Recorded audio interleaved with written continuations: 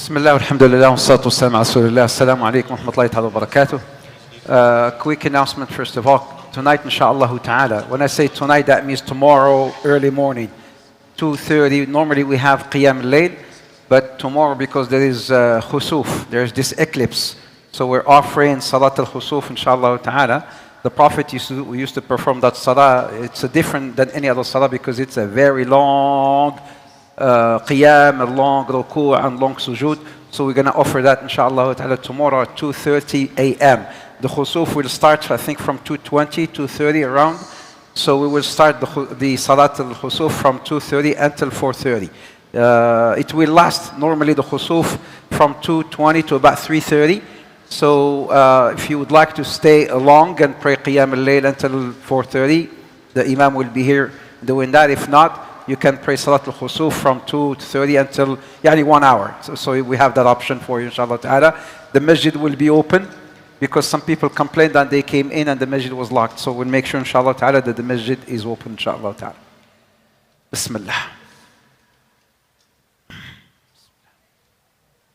Bismillah, alhamdulillah, wa salatu wassalam ala rasulillah. The imam today just finished reciting Surah Al-Hijr.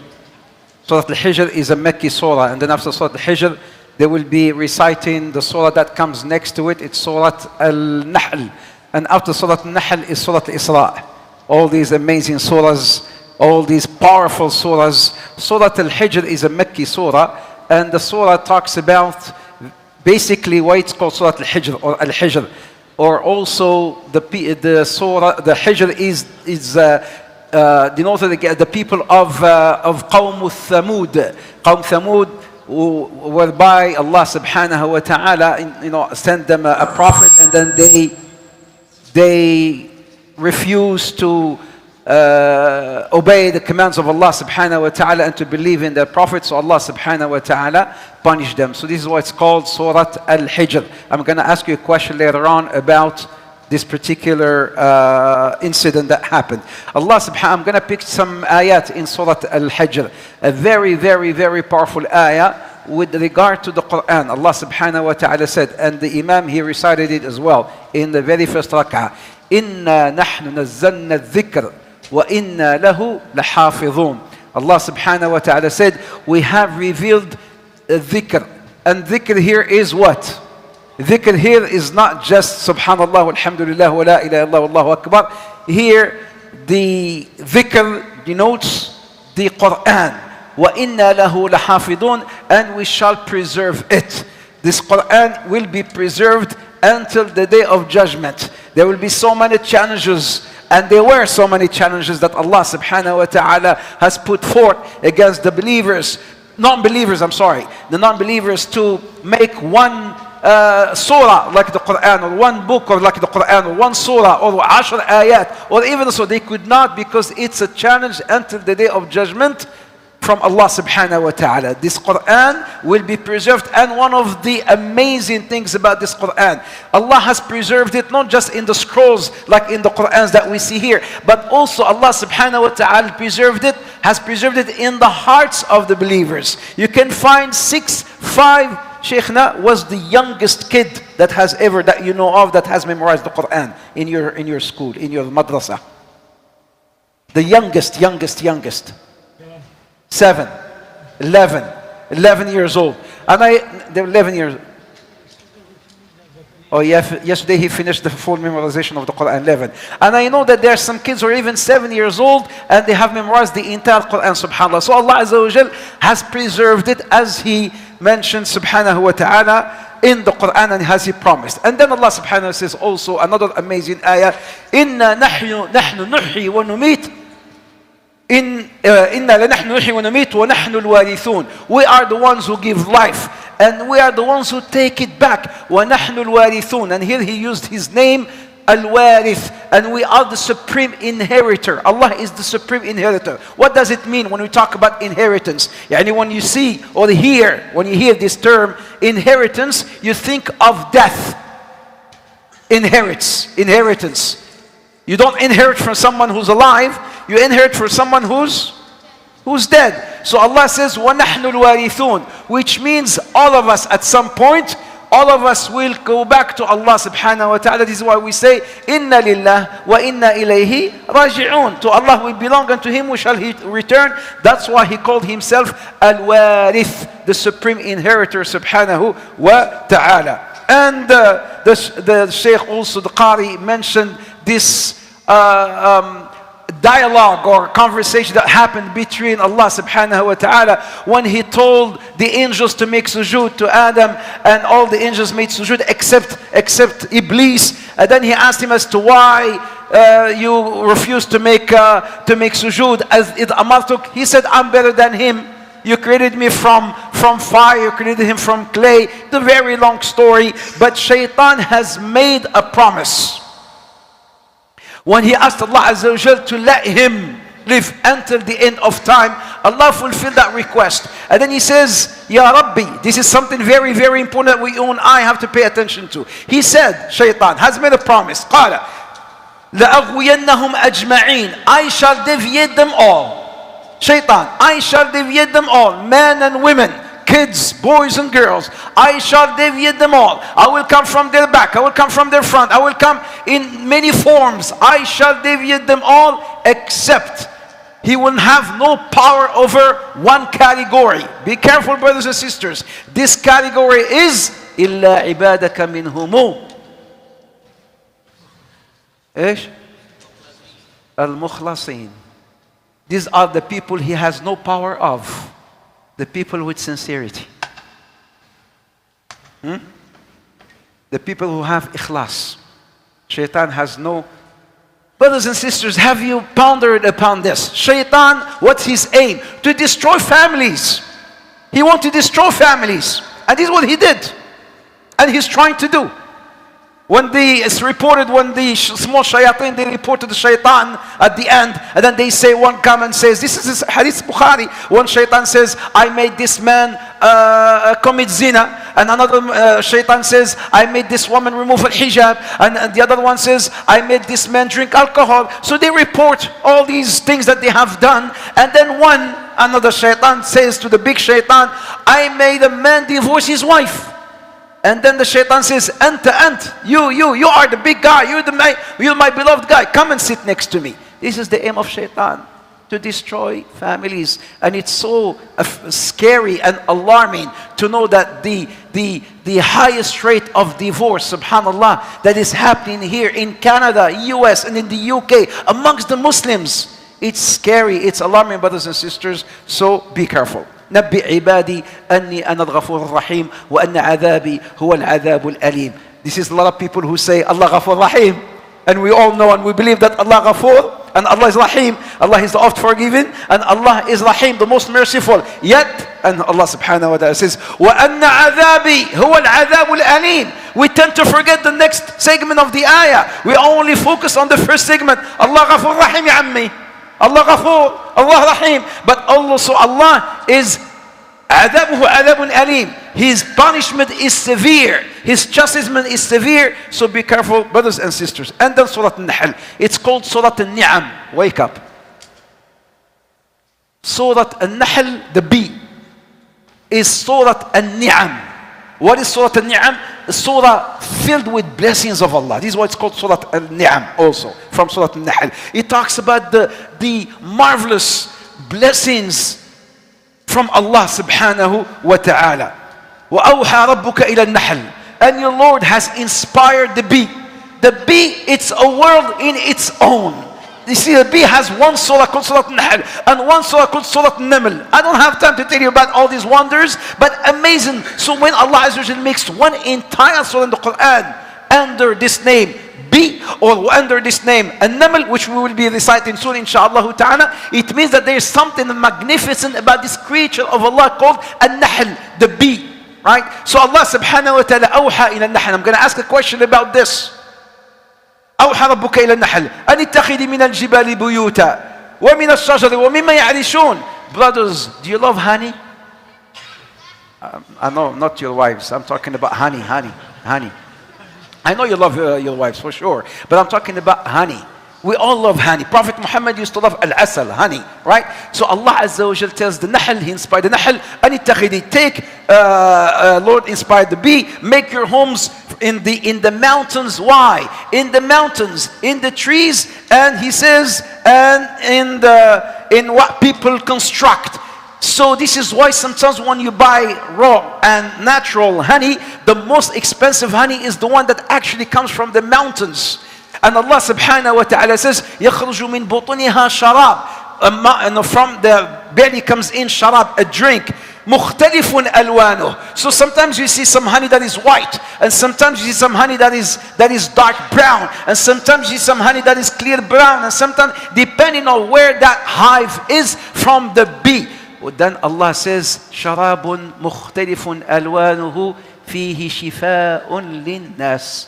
In it, there is a cure. And I'm going to ask an amazing question about this, and if you know the answer, I have another amazing surprise and prize for you, inshallah ta'ala. And then quickly, Allah subhanahu wa ta'ala mentions the sad story of the people of Jahiliyyah. When they were getting the news of getting a daughter, they will turn sad and angry, and they will be ashamed. They will be ashamed when they will have the news of a new baby born. A daughter though, a daughter. When there's a daughter, they will be, as Allah subhanahu wa ta'ala, إِذَا بُشِّرَ أَحَدٌ بِالْأُنْثَى ظَلَّ وَجْهُهُ مُسْوَدًّا وَهُوَ كَظِيمٌ. His face turned dark and kadhim, and then he says, Allah subhanahu wa ta'ala, He says, يَتَوَارَ مِنَ الْقَوْمِ مِنْ سُوءِ مَا بُشِّرَ بِهِ أَيُمْسِكُهُ أَمْ عَلَى هُنٍ أَمْ يَضَعُهُ فِي التُّرَابِ. Should I keep it or should I go and bury? This is what they used to do in Jahiliyyah. They used to bury daughters until Islam came. Until Prophet Muhammad came. Who has daughters? I have two, alhamdulillah. Who has daughters? Lucky you. Why lucky you? Listen to what the Prophet says. Do you have any daughters? Listen to what the Prophet said. He said, hadith reported by Ibn Majah and Al-Bayhaqi, Ibn Ahmed, I'm sorry, the hadith is rated by Uqba ibn Amir, that the Prophet says, Man kana lahu thalat banat. 10 minutes. Man kanat lahu 10 minutes. Yani I only have about a few more minutes left. Man kanat lahu thalat banat. Whoever is blessed with 3 daughters, فصبر عليهن. And he endured hardship, he endured patience through their upbringing. فأطعمهن, and he fed them. وكساهن, and he clothed them. كانت له أو قال ما كان حجابا من النار يوم القيامة. They will prevent him from entering hellfire on the day of judgment. 3 daughters. Then one Sahabi came and said, Ya Rasulullah, how about 2? Then the Prophet said 2. Islam and Jahiliyyah. Jahiliyyah, you have a daughter, they would bury her. Islam comes and say, if you have 3 daughters, they will be the mean for you to enter the Jannah and to be set from hellfire. And one man said, how about 2? I don't have 3, how about 2? The Prophet said 2. And then they were shy because they said, if you were to ask him for 1, the Prophet would have said, even if you have 1 daughter. Who has daughters again? And those who don't have daughters, yallah. You know. And Surah Al-Isra, and I will end with this Surah Al-Isra because tomorrow is Surah Al-Kahf. Allahu Akbar. Surah Al-Isra, brothers and sisters, it's the Surah of Isra that talks about the ascending of the Prophet Muhammad from Mecca to Al-Quds. And here's another amazing thing about why he's paused at Al-Quds, why he went to Bayt al-Maqdis, why he went to Palestine. As he was going into the heavens, he had a pause, and as you know, he led the salah. Subhanalladhi asra bi'abdihi laylan min al-masjid al-haram ila al-masjid al-aqsa alladhi barakna. Na'am, it is Masjid al-Aqsa. It is Masjid al-Aqsa. So here, I will only talk about one ayah, insha'Allah ta'ala. وَقَضَى رَبُّكَ أَلَّا تَعْبُدُوا إِلَّا إِيَّاهُ وَبِالْوَالِدَيْنِ إِحْسَانًا. In this particular surah, Allah talks about morals, moral values. And you start talking about وَقَضَى, and your Lord has decreed that you worship only Him. You worship none but Him. You make sujood to Him alone. You worship Him alone. وَبِالْوَالِدَيْنِ إِحْسَانًا. And you be good to your parents, and you honor your parents, and you respect your parents. وَقَضَى رَبُّكَ أَلَّا تَعْبُدُ إِلَّا إِيَّاهُ وَبِالْوَالِدَيْنِ إِحْسَانًا إِمَّا يَبْلُغَنَّ عِنْدَكَ الْكِبَرَ أَحَدُهُمَا أَوْ كِلَاهُمَا فَلَا تَقُلْ لَهُمَا أُفٍّ مش موجودة عندنا أف نحن العرب في قاموس مش حتلقى أف موجودة. أف does not exist in the dictionary of the Arab. It does not exist. So Allah says ولا تقل لهما أف. Don't even say أف, which today أف could be as even that raising your voice at your father or your mother you should not do. وقل لهما قولا كريما. Everybody's looking at their sons and daughters. Why are you doing that? As if you say, look, listen to the Sheikh, what he's saying. I'm going to come back to you as well when we talk about Ibrahim and his father. And Ibrahim, the good boy, and then the father. We're going to talk about this as well. But yes, wallahi, brothers and sisters, you shall not enter Jannah. You go and make all hajj that you want, and give all the sadaqat that you want, and all the zakat that you want, and all the qiyam and all the fasting. But if your mom or your dad are not being honored, they're not being respected, that you don't give them that huquq, their rights, wallahi, as the Prophet says, you shall not smell the fragrance of Jannah. وَقَدَ رَبُّكَ أَلَّا تَعْبُدُوا إِلَّا إِيَّهُ وَبِالْوَالِدَيْنِ إِحْسَانًا. Be kind to them. Be kind to them. Be merciful towards them. Especially ummuk, ummuk, ummuk. Your mother, your mother, your mother. All right, 3 quick questions, inshallah ta'ala. Khalas, let me stop this. 3 questions quickly, inshallah ta'ala, and we'll be done. Or maybe 2. Question number 1. Sisters, we'll start with you, inshallah ta'ala. I hope the mic, Ya Rabbi, make the mic work. It's working. What prophet did Allah subhanahu wa ta'ala send to qawmu Thamud, which are the people of Al-Hijr?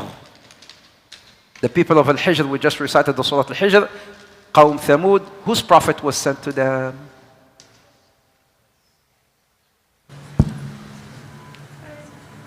What? Salih alayhi salam. Salih alayhi salam, mashallah alayki. Yes. Here is your $20 gift card. Brothers, I will end with you. I will go quickly outside and come in. Inshallah. Quick. I will not make it fast. Quick, inshallah. I will not make it any long. Very quick, inshallah.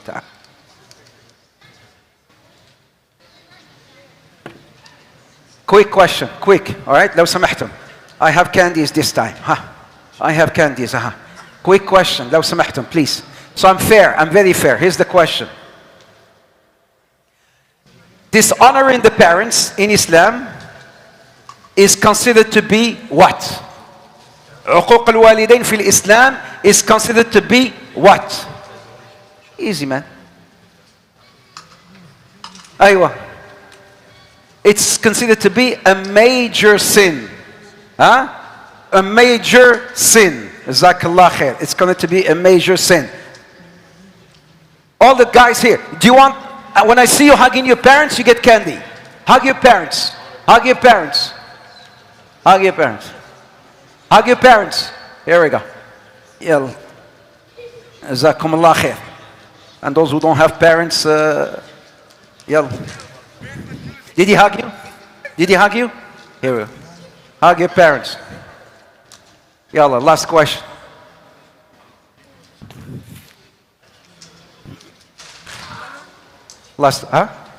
Done? Last question. Last question. And this is a tough one. Allah subhanahu wa ta'ala says,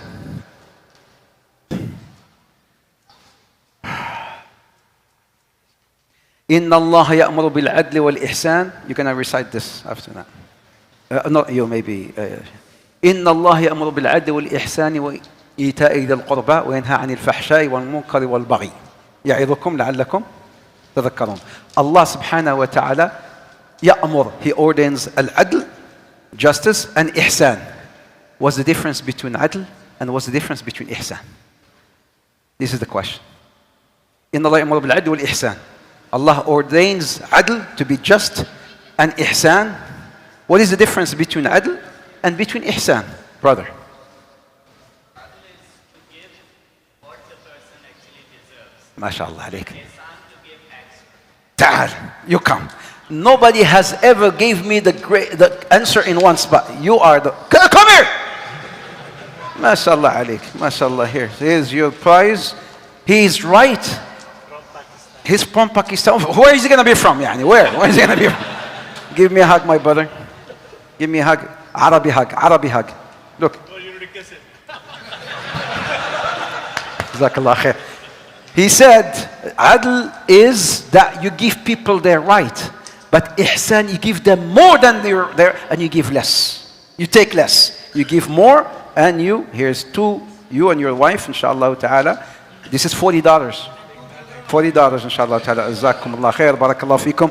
All the kids here, please give your dads. If I see you giving your parents a hug, you get candy. Go give your father a hug. Then come to me. If I don't see you hugging your parents, you get nothing. If I don't see you hugging your parents, get nothing. Where's your dad? I don't care. Go outside and give your dad's hug. Hugs? They're hugging anybody. There's just one can. Everybody's hugging. I want you to hug your parents. I want you to hug your parents to get candy because we're practicing the ayah that we are reciting.